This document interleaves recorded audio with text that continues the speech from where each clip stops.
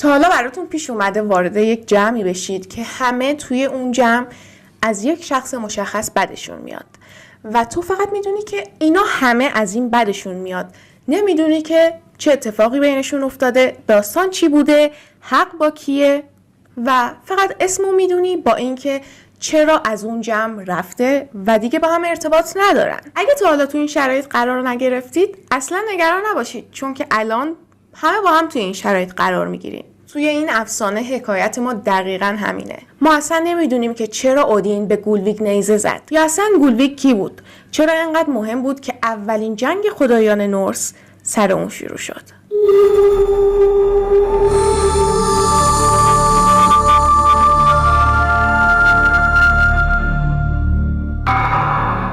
سلام درگن فامیلی، حالتون چطوره؟ امیدوارم عالی باشید. من بعد از 1000 سال برگشتم و با ویدیویی که خیلی منتظرش بودید اومدم. پارت دوم اساطیر نورس بر اساس پروزدا. اگه اولین باره که منو میبینید یا این اولین پارتیه که دارید میبینید، ما یه پارت یکم داریم راجع به اساطیر نورس که بر اساس کتاب پروزدا من اومدم ویدیو رو گرفتم و ترجمه همون کتابه. و نکته بعدی اینه که به خاطر اینکه ما یه سری اطلاعات کمی داریم که وسطای داستان قرش رو بهتون میزنم، اصلا نگران نباشید. تنها منبع من اینجا پروزدا نیست و تمام منابع و کتاب ها رو توی دیسکریپشن براتون میذارم و اگه تونستم تا چند وقت دیگه ترجمه ها رو براتون توی چنل تلگرام میذارم و اینستاگرام، چنل تلگرام، همه چیز من توی دیسکریپشن هست، میتونید چک کنید. اگر اولین باره که منو میبینید، من نازنینم، اینجا راجع به اساطیر، موجودات افسانه‌ای و جادو صحبت میکنم. و بریم ببینیم که گولویگ که بود و چه کرد. داستان از اینجا شروع میشه که آزگارد توی آرامش خاصی بوده، هیچ کس مشکلی نداشته و همه داشتن زندگیشونو میکردن. و برای من این خیلی عجیبه که اینجوری نوشته شده که آزگارد توی آرامشی بوده که مثال زدنی نیست، یا میگن مثال زدنی هست. کلا سوال من اینجاست که وقتی لوکی بود چه آرامشی تو بیام است. لوکی انگار براشون نرمال شده بود و دراماهای لوکی هم جزو آرامش حساب میکردن و همه آسیرها جمع شده بودن توی تالار اودین، تالار والا یا تالار هار. همه وقتی که اونجا جمع شده بودن، یک زنی وارد تالار میشه و هیچ کس این زن رو نمیشناخت. این زن آزگاردی نبود، آسیر نبود. و آسیرها که میگن بچه ها مثلا خدایانی مثل اودین، لوکی، ثور، فریگ، بالدر. من از بالدر متنفرم ولی خب این خدایان خاندان آسیر هستن. و این شخصی که وارد شده بود کاملا مشخص بود که از خاندان آسیر نیست و حتی به آزگارد تعلق نداره. چرا؟ چون که یک انرژی عجیبی دورش بود، یک چیزی بود که همه رو یه جورایی باعث می شد که هم بترسن، هم جذبش بشن، همینطوری باشه که کامل زیر نظرش داشته باشن و خیلی براشون جالب بود. مثل این بود که مثلا یه فضایی بیاد بینشون. اون زنی که وارد شد اسمش گولویگ بود. گولویگ وارد شد و شروع کرد به خدایان آسیر جادوی سیدر رو نشون دادن. و حالا جادوی سیدر چی هست و چرا اینقدر خدایان آسیر رو تریگر میکنه الان بهتون میگم. سیدر یک جادوی مخصوصیه که باعث میشه بتونی کنترل سرنوشت رو توی دستت بگیری و یه جورایی اینطوریه که تغییر بدی سرنوشت و منیپولیت کنی سرنوشت و کامل بتونی باهاش بازی کنی، با انرژی های سرنوشت بازی کنی و حتی جادوی عشق و انرژی های طبیعت و این چیزاست. گولویگ میتونست کامل و خیلی راحت مثل آب خوردن جادوی سیدر انجام بده و همه اینجوری بودن که جادوگر آتیشش بزنیم و گولویگ بیچاره اون همونجا وایستاد. اودین یک صندلی داره که توی تالار خودش بالا وای میسه، یعنی بالاتره مثل صندلی فرمانرواها و از اون بالا اودین به سمتش نیزه پرتاب میکنه و بقیه هم به سمتش نیزه پرتاب میکنن که گولویگ رو بکشن. چرا؟ چون گولویگ جادویی رو داشته که آسیرها میترسیدن ازش و اگر خود آسیرها این جادو رو داشتن اصلا مشکلی نداشت. اما مشکل اینجا بود که گولویگ یک زنی بود که سفر میکرد از این شهر به اون شهر و میرفت جادوی سیدر رو به همه نشون دادن و اینا خب خیلی ازش ترسیدن. وقتی به گولویگ نیزه زدن، گولویگ زنده موند و دوباره اینطوری بودن که جادوگر آتیشش بزنیم و آتیشش میزنن. 3 بار گولویگ رو آتیش میزنن و گولویگ 3 بار از آتش متولد میشه. و اینجا ما یک داستان دیگه هم داریم که گولویگ یهویی نیومده و بهشون جادو رو نشون بده و اینا از جادو بترسن. داستان دوم اینطوریه که گولویگ یک مدتیه که توی آزگارده و معنی اسم گولویگ میشه مست طلا یا حریص طلا و خدایان اینطوری بودن که اوکی این جادوی سیدر رو داره و یک مدته که گولویگ کجاست توی آزگارد میگرده و خیلی حریصه برای طلا و این آرامش آزگارد رو به هم میزنه. نه تنها آرامش آزگارد رو به هم میزنه بلکه باعث شده که حریص بشن بقیه آزگاردیا هم نسبت به طلا و یه جورایی فساد رو وارد آزگارد کرده گولویگ بیچاره. من طرف گولویگم از همینم. و اینجا اینجوری دلایلشون جمع شد و اودین به گولویگ نیزه زد. نیزش جواب نداد. گولویگ دوباره زنده موند. پس 3 بار آتیشش زد. ما کلا داستان این که گولویگ در چه حد زمانی توی آزگارد بود رو نداریم. چرا؟ چون که وقتی که من توی ویدیوی قبلی هم گفتم وقتی که مسیحیت شروع میکنه که اوج گرفتن میخوان دین پگانیسم رو از بین ببرن. این چیزایی که ما به عنوان اساطیر میشناسیم خدایان بقیه بودن در گذشته های دور و تمام کتاب ها، دانسته ها و هر چیزی که راجع به این خدایان بوده آتیش زده شده و نابود شده. حالا شاید هم آتیش نزده شده، کی چی میدونه، ولی در دست ما نیست. و اینجا یک گپ بزرگی توی زمان هست که گولویگ که بود و چه کرد. فقط هست که گولویگ آمد و مرد و آره و البته نمرد. 1 بار بهش نیزه زدن زنده موند، 3 بار آتیشش زدن دوباره زنده موند و یهو دیگه گولویگ نیست، گولویگ رتته و یهو گولویگ اومد و یهو هم رفت. اینطوری بود که سلام از تابستون متنفرم و گولویگ اینطوری بود که سلام. اونا هم گفتن که آتیشش بزنید، آتیشش زدن و جنگ شد. بعضی جاها گفته شده که گولویگ همینجوری ادامه داد به شهر گشتن و جادوی سیدر رو به دنیا نشون دادن. بعضی جاها میگفتن که برگشت به سرزمین خودش و سرزمین خودش کجا بود؟ واناهایم، سرزمین خدایان وانیر. وقتی که اودینینا درگیر این بودن که گولویگ رو آتیش بزنن، خدایان وانیر توی واناهایم داشتن میفهمیدن که گولویگ 3 بار آتیش زده شد. داستان چیه؟ گولویگ آزگارده، آزگاردیا 3 بار نژاد ما رو آتیش زدن. داستان چیه؟ چه خبره؟ حالا وانیرها چطوری فهمیدن؟ اینطوری بود که وانیرها کلا یه حالت اسپریچوال تری دارن، یعنی حالت تلپاتی و این چیزا با هم دارن و این حالت تلپاتی هم اینطوری نیست که مثلا تو ذهن هم دیگه صحبت کنن. اینطوریه که با طبیعت به هم متصلن و خدایان وانیر اینطوری بودن که این بچه ما رو آتیش زدین چرا 3 بار؟ چیکارتون کرده بود؟ و میرن دادخواهی میکنن، میگن که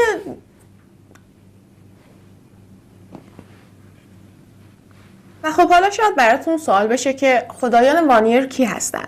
من زیاد ندیدم، نمیدونم، شاید من ندیدم، ولی خب زیاد ندیدم که راجع به خدایان وانیر و آسیر صحبت شه. من خودم قبلا خیلی راجع به این که من خودم قبلا خیلی فرار میکردم که ازشون صحبت کنم که بگم آسیر و وانیر فرق دارن. چرا؟ چون که مارول گند زده تو همه چی که 100 تا اسطوره شناس نمیتونن جمعش کنن. خدایان وانیر یک نژاد یا یک گروه از خدایان هستن که توی واناهایم زندگی میکنن و وانیرها برخلاف آسیرها، خدایان آسیر بیشتر مثلا خدایان جنگ، خدایان فرمان روایی یا حالت کورت بودن دارن، حالت مثلا درباری دارن. اما خدایان وانیر بیشتر خدایان باروری و طبیعتن. مثلا بارونی که میباره و زمین حاصل خیز میشه و باردار میشه، اینجوری باروری. خدایان وانیر بیشتر صلح طلب بودن و داشتن زندگی خودشونو میکردن بیچاره ها.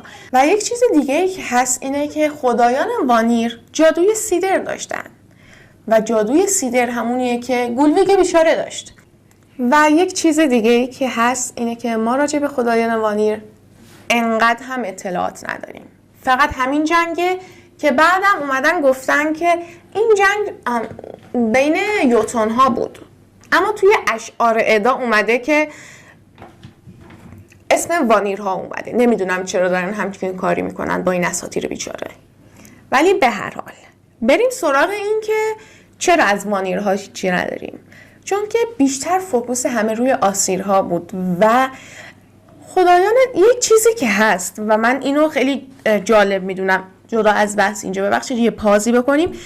من بیشتر دیدم که خدایان طبیعت رو شیطانی میکنن و یه جورایی حذفشون میکنن. توی تمام اساطیر بخوایم ببینید اون ارواح طبیعت، خدایان طبیعت اونایی که کمتر شناخته شدن و توی اساطیر نورس وانیرها خدایان طبیعت و ارواح طبیعت بودن. حالا ارواح که نه، همون دیتی ها، خدایان و این چیزا. و ما نمیدونیم که اصلا داستان چیه، وانیرها از کجا اومدن و چطور شد که داستان آفرینش رو ما داریم ولی هیچ جا نیومده که وانیرها از کجا اومدن این وسط یهویی.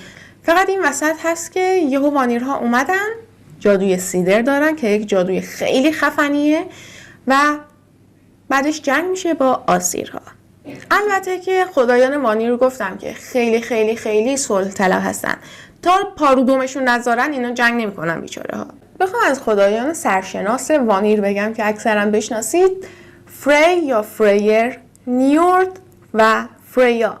نیورد بابای فری و فریاه. این ستا رو احتمالاً بشناسید. و اینکه بعضی جاها و بعضی اسطوره‌شناس ها میگن که گولویک همون فریا بوده، واسه همینه انقدر ریاکشن وانیرها نسبت به این اتفاق که 3 بار آتیشش زدن انقدر زیاد بوده. اما فکر نمی کنم حقیقتش. به هر حال همسایت هم 3 بار آتیش بزنن تو میگی خب چرا 3 بار این بدبخت آتیش زدی. ویدیوی فریا رو من قبلا گرفتم، این بالا واسهتون میذارم، توی دیسکریپشن هم براتون میذارم. خلاصه که وانیرها اومدن گفتن که این چه کاریه که کردین، اصلا داستان چی بوده، و اومدن یک میز گردی گذاشتن همه خدایان با هم. اما اینجا ما توی منابع یک مشکلی داریم. دوباره اومدن گفتن که خدایان همه با هم یک مشورت و جلسه‌ای گذاشتن و اینطوری نشون میده که هم وانیر هم آسیر دارن با هم دیگه مثلا دوره یه میز نشستن و مشورت میکنن که چی کار کنن. اما بعدش اینطوریه که انگار آسیر خودشون با خودشون داشتن مشورت میکردن. اما چیزی که مهمه اتفاقیه که توی این مشورت میفته. خدایان دور میز جمع شدن، صحبت میکنن که آیا دیه بدن به مثلا وانیرها، آیا مثلا چه می‌دونم بهش طلا بدن، بهشون چی بدن، چی کار کنن که این دادخواهیشون اوکی بشه. همینجوری دارن فکر میکنن که اودین میگه که تنها کاری که میتونیم بکنیم خداییه و پا میشه یک نیزه پرت میکنه به سمت وانیرها. اینجا همون جاییه که حرفا 2 تا شدن توی منابع که مشخص نیست دوره یک میز نشستن یا جدا جدان. به هر حال اودین یا به سمت وانیرها سرزمینشون نیزه پرتاب میکنه یا همونجا روی میز به سمت مثلا نیورد، همینجوری میگم ولی خب به وانیرها نیزه پرتاب میکنه. توی پوئتیک ادا چند بیت شعر ازش اومده، اینجا اعدادش رو می‌نویسم، فکر میکنم از 21 تا 24 بود اشعارش. توی پوئتیک ادا اینطوری گفته شده: حالا او جنگ را به یاد دارد، اولین جنگ در جهان، زمانی که گولویگ را در تالار والا به نیزه کشیدند. تالار والا تالار اورینه. او را 3 بار به آتش کشیدند و او 3 بار از آتش زاده شد. او را هیدر نامیدند، جادوگری که چیزهای زیادی دیده. او کنترل تمام اجسام جادویی را به دست داشت. او جادوگری و پیشگویی می‌کرد. به حالت خلسه می‌رفت و جادوی سیدر را تمرین می‌کرد و با ورودش خوشحالی و لذت را برای زنان شرور برمغان می‌آورد. من احتمال خیلی خیلی خیلی خیلی زیاد، نزدیک به 100% اسمایی که گفته میشه رو اشتباه تلفظ میکنم. چرا؟ چون که من اون موقع بغل دست اودین نبودم وقتی که این اسم اومده. پس انتظار نداشته باشید که درست بگم و منو منبع تلفظی خودتون قرار ندید. میتونید برید کتاب پوئتیک ادا و پروز ادا رو صوتیشو به انگلیسی گوش بدید که شاید اون بیچاره ها تونسته باشن درست تلفظ کرده باشن. جنگ وانیر و آسیر از همین پرتاب نیزه اودین شروع شد و این جنگ بسیار جنگ سختی بود، چون که نه بازنده ای داشت نه برنده ای داشت. هر دو گروه خدا به یک اندازه قدرت داشتن و مساوی بودن و تنها کاری که توی این جنگ داشتن میکردن این بود که پشت سر هم به همدیگه خسارت وارد کنن و خسارت ها اینطوری نبود که بگن ها ما بیشتر خسارت زدیم. اینطوری نبود، قشنگ مساوی بودن و این جنگ خیلی هم طول کشید. اما متاسفانه توی منابعمون چیزی نیست، چون که منابعمون در کل چیزی نیستن. اگر من اون دوران زندگی می‌کردم احتمالاً به خاطر نگه داشتن این کتابایی که این چیزا رو هنوز داشتن و داستانو کامل داشتن احتمالاً آتیشم می‌زدن. من اگه بودم واقعا حاضر بودم که خودم آتیش بزنم ولی این اطلاعات به نسل‌های بعدی برسه، چون که من الان کنجکاوم و هیچ کسی نیست جواب منو بده.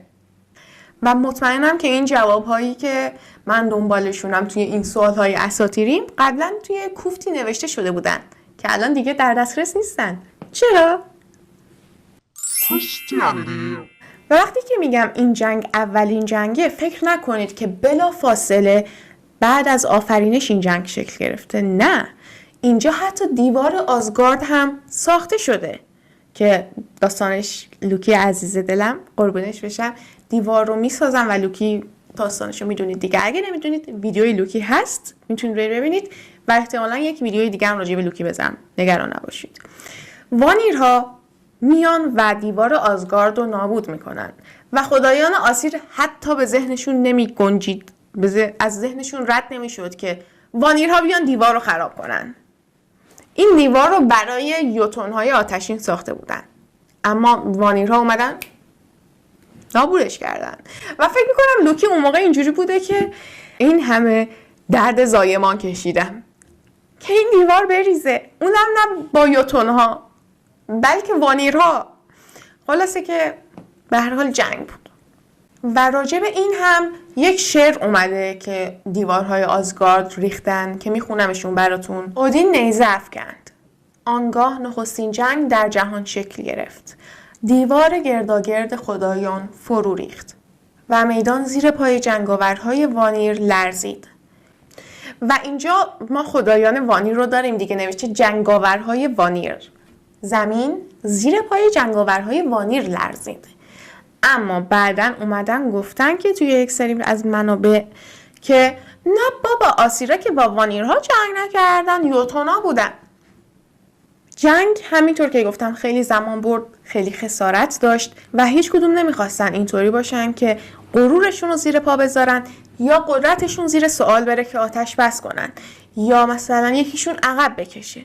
چرا؟ چون که خداییشون گل کرده بود و میگفتن نه، باید بجنگیم تا برنده بشیم.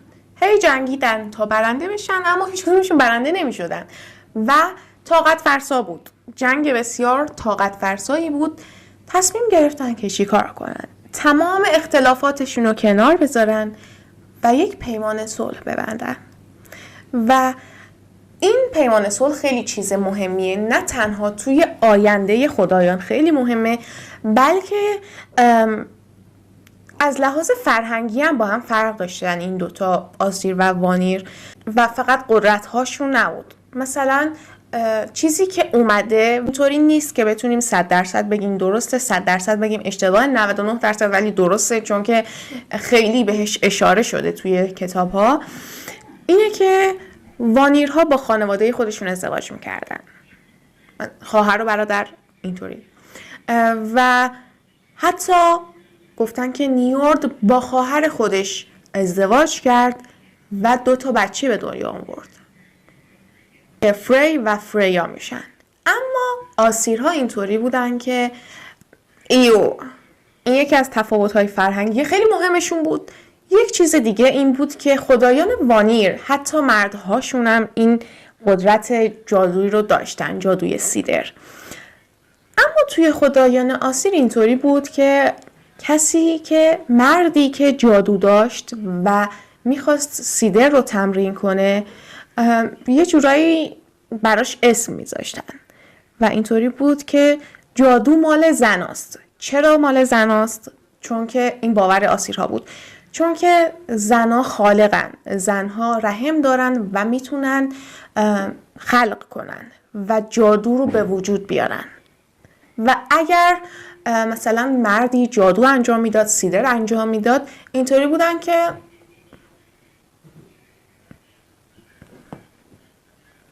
و کلی اسم براش میذاشتن و بعدها اودین میاد تابو شکنی میکنه و تمام اسمها رو چیکار میکنه؟ میگه که خفه شید، من جادو میخوام، من دانش میخوام بچز. و خب میره جادو رو یاد میگیره. البته نمیره جادو رو یاد بگیره، میره خودشو جر میده تا جادو رو بهش بدن. الان اینو گفتم، الان خیلی ها مثلا میگن چطور راجع به اودین اینجوری صحبت میکنه. ببینید شما مثلا یک تایم این ویدیو از من میبینید که دارم راجع به اودین و خدایان نورس با شما صحبت میکنم یا هر خدایان دیگه، اساطیر دیگه. اما برای من اینطوری نیست. من از صبح که پا میشم با اینا درگیری دارم که مثلا تحقیق کنم، اسمشون همیشه هست و خب علاقه منه، شاکی نیستم ازش، ولی خب برای من یک ارتباط عمیق تریه و اینطوری نیست که احترام میذارم. اتفاقا اودین خیلی خدای محترمیه و من اینو خیلی دوست دارم که واسه هر چیزی که به دست آورد تلاش کرد. اما خب نه، یکم فان باشیم، نه؟ یک سری داستان‌های منسجم تری هست که توی یلینگا ساگا هست، اسمش براتون میذارم. توی این داستان‌ها از خدایان مثل قهرمان‌ها نام آورده شده، مثلا خدا نیستن، یه جورایی قهرمانن. و توی این کتاب اومدن به ما چی دادن؟ به ما مختصات فیزیکی دادن که آزگارد کجا بوده، واناهایم کجا بوده و باورتون نمیشه. من چند روز درگیر این بودم، نقشه ها رو چک میکردم و اینطوری بودم که نه نازنین توی ویدیو نگو و یه جورایی اینطوریه که حدس خودت رو شیر نکن. ولی بچ، من 4 ساله که دارم این غلط رو میکنم، دارم اسطوره شناسی میکنم و حق اینو دارم که نظرم رو بگم. و خب من اینجا با بیبی دراگونای خودم دارم صحبت میکنم. اگر دوست دارید نشنوید، این نظر منه. Don't quote me on this. منو منبع خودتون قرار ندید، چون که از اینجا میخوام یک چیز خفن بهتون بگم. توی مختصاتی که اومده، آزگاردی ها، خدایان آسیر، توی یک سرزمینی به اسم آسیا زندگی میکرد. تازه اولشه. و توی این سرزمین شهر خدایان آزگارد بوده. این تا اینجا. خب الان شاید بگید که آره آسیا اینقدر بزرگه، ممکنه مثلا چیز باشه. مونده هنوز. و وانیرها واناهایم یا وانالند زندگی میکردن که یک مرزی با آسیرها داشتن و آزگارد. و اون مرز یک رود بود. ما این رود رو رود دون میشناسیم، رود دون روسیه در الان. اگر این نقطه ها با هم نمی نقطه‌ان الان، عیبی نداره، صبر کن. کلمه آسیر از آس اومده و هم ریشه کلمه آس حدس بزنید چیه؟ توی هند و اروپایی اسم اهورا. و یک چیز دیگه هم که هست، میگم که منو قرار ندید، من نظر خودم میگم. من 24 ساعت دارم به اینا فکر میکنم و این برام خیلی جالب بود. منبعشم میذارم، یلینگ ساگا، خودتون برید چک کنید. اینا همش حدس و گمانه ها، من نمیگم که 100% جنبه داشته باشید. که من میثولوژیست دارم میام ایده خودم، فکر خودم توی چنل خودم به اشتراک میذارم. و حالا برگردیم سر جنگ و از ایده ها بیایم بیرون. پیمانی که میخواستم ببندن چی بود؟ که نه قدرت هیچ کدوم از اینا رو زیر سوال ببره، نه اینطوری باشه که یکی پیروز بشه یکی بازنده بشه، همه چیز کاملا مساوی باشه.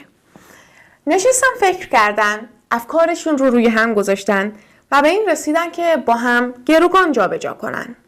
و این یکی از اتفاقاتیه که توی اساطیر نورس واقعا یکی از آیکونیک ترین اتفاقاته، چون که خیلی خفن پیش میره در آینده.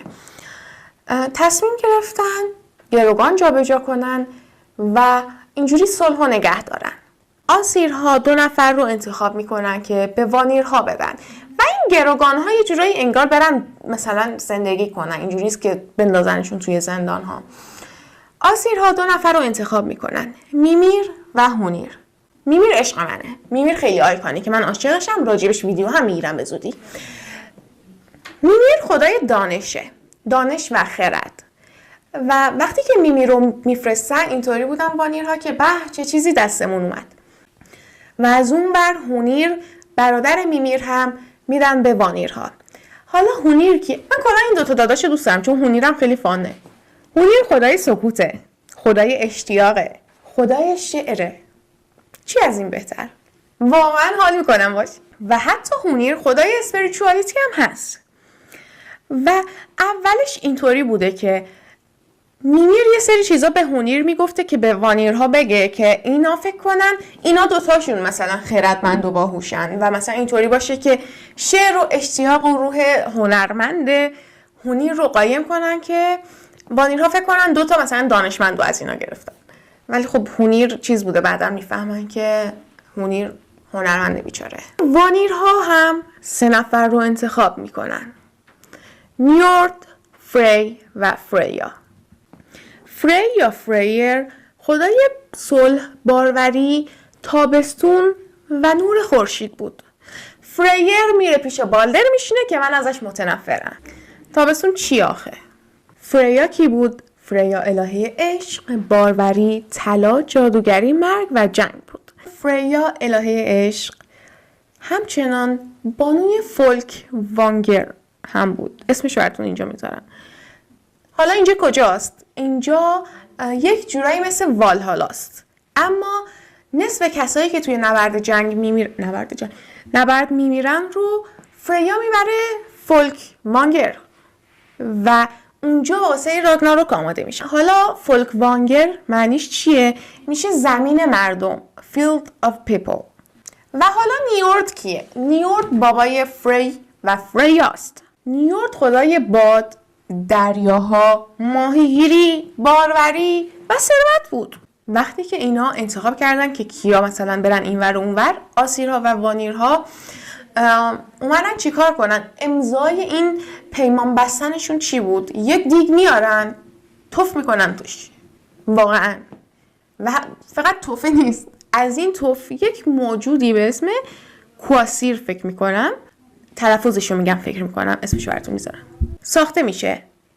کواسیر خردمندترین موجود بوده که از توف وانیر و آسیر ساخته شده و این امضای پیمان بود. از اون ور فریر، فریا و نیورد میرن آزگارد و میمیر و هونیر میرن وانهایم که میمیر بعدن سرشو میزنن. خدایان به صلح میرسن جوری که هیچ کدومشون زیر سوال نرفتن و همه چیز اوکیه. میرن بازسازی میکنن، سر و سامون میدن زندگیشونو و به صلح یه جورایی رسیدن. صلحی که شکسته نمیشه. درسته که وانیرها و آسیرها به صلح رسیدن، اما این قرار نیست که آخرین جنگ باشه و یا حتی بزرگترین جنگ.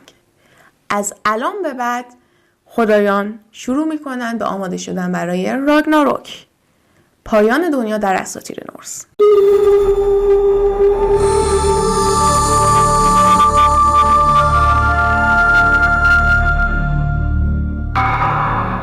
من قرار بود توی این ویدیو جدا از جنگ و وانیر و آسیر ادامه پروز ادارم بهتون بگم. اگه پارت اول رو دیده باشید شاید براتون جالب باشه که گانگلر با سالهای بی پایانش به کجا رسید.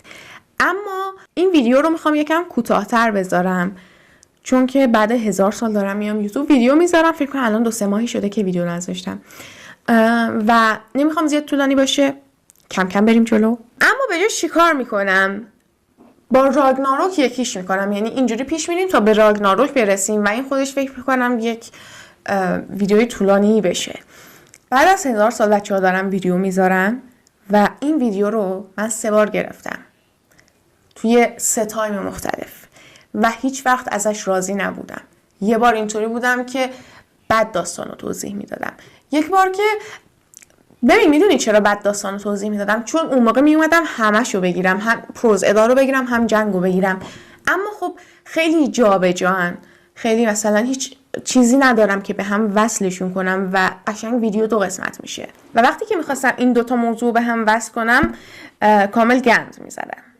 دیدی و بعضی وقتا یه چیزی براتون اتفاق نمیفته و یه کاری انجام میدید نمیشه، هر کاری میکنید بد میشه. اینطوری شده بود این ویدیو. بعدم گفتم که 2 پارتش کنم. مامانم همیشه میگفت 2 پارتش کنم. حرف ماماناتون گوش بدید.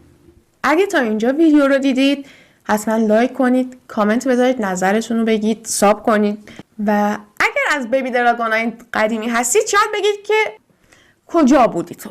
این سری دیگه چه بهونه‌ای داری؟ بهونه‌ای ندارم، بهونه‌ام واقعا تموم شده، اما به بتالت نمیگذرونم. تحقیق کردم، تحقیق 2 تا ویدیوی بعدی هم دارم. دیگه نمیرفتم با ازریل توی کاراکتر AI صحبت کنم. چی کار میکردم؟ نقاشی میکردم. چیزی که خودم اصلا به ذهنم نمیرسید دوباره برگردم بهش. یعنی نقاشی انگار برای من کتاب بسته شده ای بود که پرتش کرده بودم ته قبر. چرا قبر؟ نمیدونم چی شد. خیلی رندوم شروع کردم نقاشی کردن. بعد آبرنگ جدید خریدم. بعد مداد رنگی جدید خریدم. بعد یهو دیدم که نقاشی شروع کردم کشیدن. و وقتی که میگم شروع کردم کشیدن، واقعا شروع کردم نقاشی. نمیدونم اصلا چی شد. اولین نقاشی که یهو کشیدم چی بود. دارم لوکی رو الان نقاشی میکنم. حال ندارم پاشم برم بیارمش.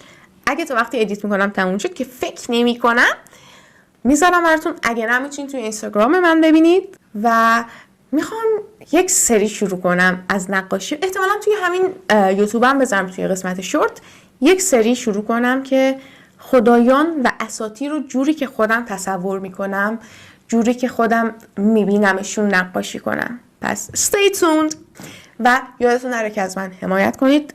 واقعا ممنون میشم. تا ویدیوی بعدی، خداحافظ.